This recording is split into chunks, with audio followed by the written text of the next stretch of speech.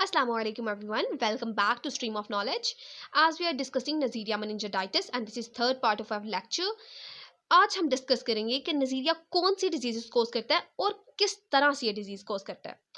अब bacteriology, virology, mycology वगैरह को स्टडी करते हुए ना सबसे ज़्यादा टफ चीज़ यही होता है कि आपने याद रखना होता है ये कौन सी डिजीज कोज करता है और ये कैसे करता है। Very tough.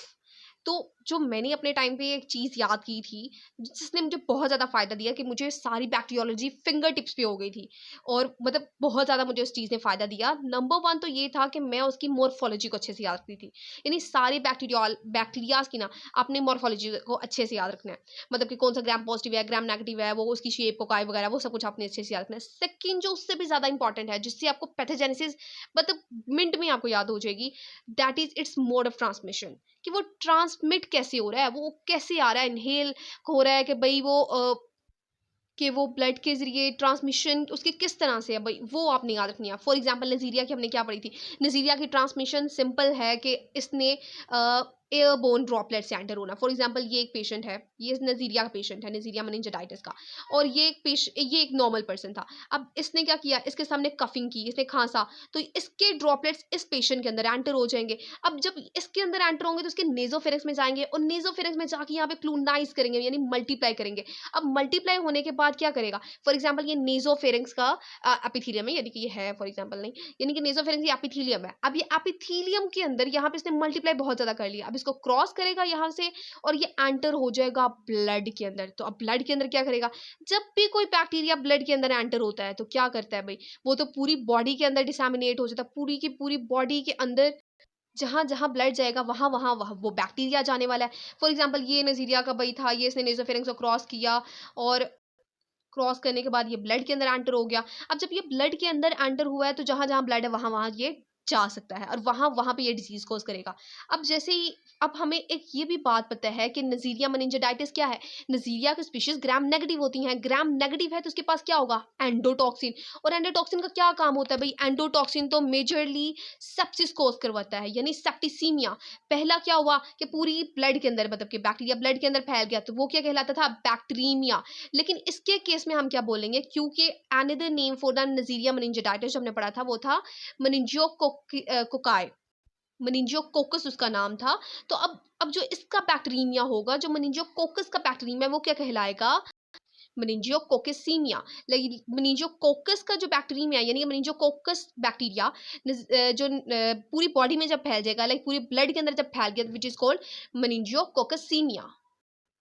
तो अब ये बैक्टीरिया जब नेजोफेरिंक्स से एंटर हुआ और एंटर होने के बाद मतलब ब्लड में और ब्लड से अब पूरी बॉडी में, अब जैसे ही यही वाला बैक्टीरिया क्रॉस करेगा, as you can see here this is blood, और ये सीएसएफ में एंटर हो गया। सीएसएफ में एंटर हुआ तो जहाँ पे क्या मेनिंजेस होती हैं, तो ये क्या कर सकता है, ये तो मेनिंजेस का बड़ी इन्फ्लेमेशन कॉज कर सकता है विच इज कॉल्ड मेनिंजाइटिस।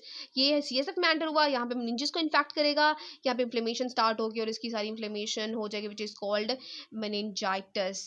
पहली डिजीज जो ये कॉज करता है वो क्या है, मेनिंजाइटिस। ओके। उसके बाद दूसरा भी जो हमने पढ़ा मेनिंजियोकोकसीमिया, यानी कि मेनिंजियोकोकस जो बैक्टीरिया है उसका पूरी बॉडी में फैल जाना इज कॉल्ड मेनिंजियोकोकसीमिया। अब ये मेनिंजियोकोकसीमिया कॉज करता है। तो अब तीसरी एक डिजीज कॉज करता है which is called Waterhouse Friderichsen syndrome. अब हम तीनों को डिटेल में पढ़ते हैं। मेनिंजाइटिस क्या होता है जी, मेनिंजाइटिस होता है इन्फ्लेमेशन ऑफ मेनिंजेस, अभी हमने पढ़ा। अब ये मेनिंजेस की इन्फ्लेमेशन होगी तो क्या साइन एंड सिम्टम्स हमारे सामने आते हैं। सबसे ज्यादा जो सिम्टम होता है, पेशेंट कंप्लेन करता है कि हम हेडिक बहुत ज्यादा होते हैं उसको, टेम्परेचर, वॉमिटिंग, स्टिफ नेक, वेरी इंपॉर्टेंट, स्टिफ नेक होती है उसमें, फोटोफोबिया और स्लीपनेस, हर वक्त नींद आती रहती है, ये इसके सिम्टम्स होते हैं भाई। Fever, stiff neck, headache and neutrophils. उसके सीएसएफ में न्यूट्रोफिल्स बहुत ज्यादा होंगे क्योंकि जैसे सीएसएफ में बैक्टीरिया एंटर होगा न्यूट्रोफिल्स क्या करेंगे, उसको इनगल्फ करने के लिए जाएंगे, तो इसलिए वहाँ पे न्यूट्रोफिल्स बहुत ज्यादा इंक्रीज होते हैं अगर आप सीएसएफ की एग्जामिनेशन करें तो। ये होगी मेनिंजाइटिस जो कॉज करे नज़ीरिया मेनिंजाइटिस मेनिंजाइटिस नाम से ही आप याद रख सकते हैं। मेनिंजियोकोकस का एक डिजीज कौन सी है? मेनिंजाइटिस। और कोकसीमिया को हम कैसे याद रखेंगे भाई? मेनिंजियोकोकस अगर पूरी बॉडी में फैल गया, क्योंकि हमने कहा तो ब्लड से पूरी बॉडी में फैल गया, जिस कॉल्ड मेनिंजियोकोकसीमिया। अब जब पूरी बॉडी में जाएगा तब भी ये फीवर क्यों कॉज हो रहा है? क्योंकि बैक्टीरिया, जब भी बैक्टीरिया होता है तो फीवर तो कॉज होता ही है। हेडेक भी होगा, विद और विदाउट मेनिंजाइटिस हो सकता है ये। न्यूजिया, वॉमिटिंग, और जहाँ जहाँ पे जिस जिस ब्लड वेसल को जाकर ये इन्फेक्ट करेगा वहाँ पे रैश बन जाएंगे। बहुत इंपॉर्टेंट, इसके रैशेस बनते हैं। मेनिंजियोकोकसीमिया में क्या होता है? रैशेस बनते हैं, ठीक है। और जो लास्ट डिजीज ये कोज करता है, this is water house Frederiksen syndrome. अब ये क्या है?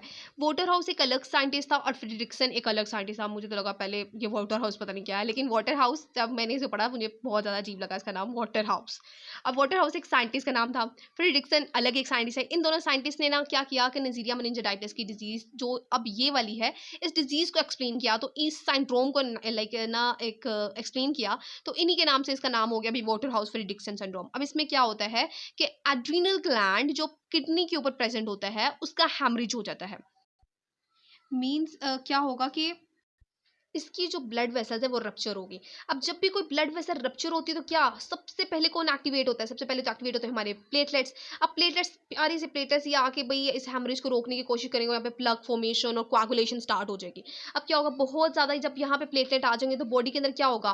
प्लेटलेट की कमी, विच इज कॉल्ड थ्रोम्बोसाइटोपिनिया। तो इसमें क्या अपेयर होता है? इस सिंड्रोम में थ्रोम्बोसाइटोपिनिया अपेयर होगा। और जब बहुत ज़्यादा प्लेटलेट्स एक्टिवेट हो जाएँ तो क्या होता है? जगह जगह पे कोआगुलेशन बॉडी के अंदर स्टार्ट हो जाएगी, which is called DIC, disseminating intravascular coagulation. मतलब हर ब्लड, मतलब बॉडी के अंदर जगह जगह पे क्या होगा भाई? कोआगुलेशन स्टार्ट होगी छोटी छोटी ब्लड वेसल्स में, मतलब वहाँ पे, और थ्रोम्बोसिस वगैरह बनना स्टार्ट हो जाएगी। ये सारा एक ना एक पूरा एक क्राइसिस स्टार्ट हो जाती है थ्रोम्बोसाइटोपिनिया का, डीआईसी का। और साथ में एड्रीनल और साथ में परप्रा, यानी कि पेशेंट कि जो स्मॉल ब्लड वेसल्स होती हैं ना, मतलब small small blood vessels skin के अंदर, तो स्किन फॉर एग्जांपल ये है स्किन, और इसके अंदर जो ब्लड वेसल्स है वो भी है, उनका भी हैमरेज स्टार्ट हो जाएगा, वो भी मतलब रप्चर हो जाएंगी। तो वहाँ पे एक ना परपरा, यानी कि वो ना एक निशान टाइप पड़ जाते हैं, as you can see here, ये लाइक दिस। और उसको हम मतलब बोलते भी हैं पंजाबी और उर्दू में कुछ अलग इनके लिए वर्ड्स यूज होते हैं। So these are the three major diseases: meningitis, meningococcinia, and Waterhouse Friderichsen syndrome. अच्छा, तो आप ही कमेंट करके बताओ कि आपको वाटर हाउस कैसा नाम लगा। So that was all about the pathogenesis and diseases of Neisseria meningitis. Thank you for watching. If you really learned something, learn something, then do subscribe, like, comment and share. Allah Hafiz.